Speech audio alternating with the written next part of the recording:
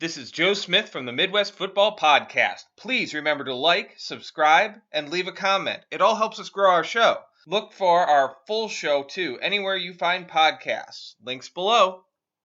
Well, I think they will take a quarterback at 4. There's a lot of smoke that they might try to move up to 3 to block someone. But based on their draft history the last couple of years, they really like the big combine guys with a lot of tools. So I think that they like the Will Levis types or the Anthony Richardson. But if those guys go 2 and 3 and Bryce Young goes 1, I think they'd be happy to take CJ Stroud. I think they're kind of in a good position. In my opinion, just take the third or fourth guy, but they might regret that. They might have fallen in love with a guy. I don't know. I think if they've fallen in love with someone, it's probably Anthony Richardson. I mean, they could pair him with their giant toolsy, tight ends like Mo-Alie Cox and Jelani Woods, and just have the largest game of Tebow pop passes on the goal line from Anthony Richardson to one of those two tight ends. And I think that they're definitely taking a tight quarterback based on the Frank Reich era was torpedoed by that. They've been looking for a quarterback since Andrew Luck abruptly retired. And they, like the Packers, have had a really good quarterbacks. They went from Peyton Manning 1 year off and then immediately had the number 1 overall pick in another generational quarterback draft with Andrew Luck.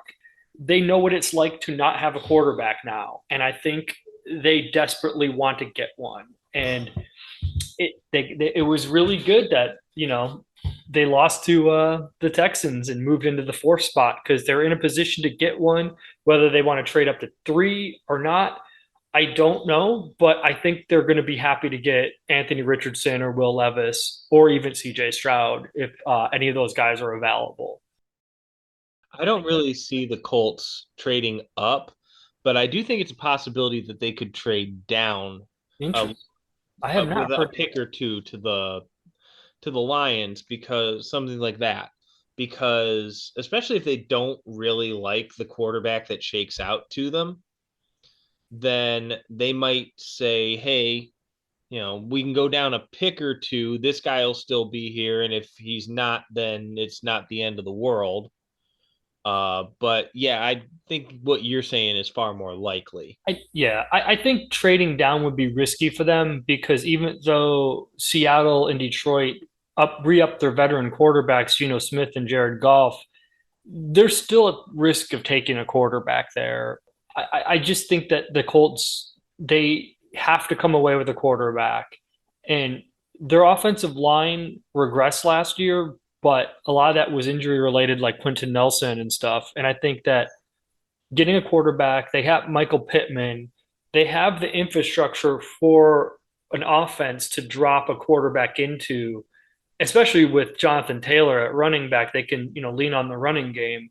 And I just think that they're coming out with a quarterback.